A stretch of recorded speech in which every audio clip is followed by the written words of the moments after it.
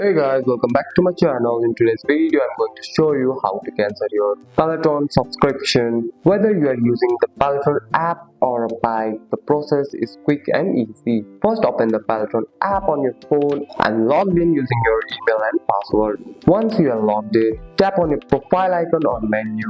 Then select Setting or Account Setting. This is where you manage your subscription. Find the subscription section. Inside the setting, look for membership, subscription or billing. Tap on the section that you are currently planned. You will see an option that says cancel membership or cancel subscription. Tap the option to start the cancellation process. Peloton may ask why you are cancelling or to confirm your decision.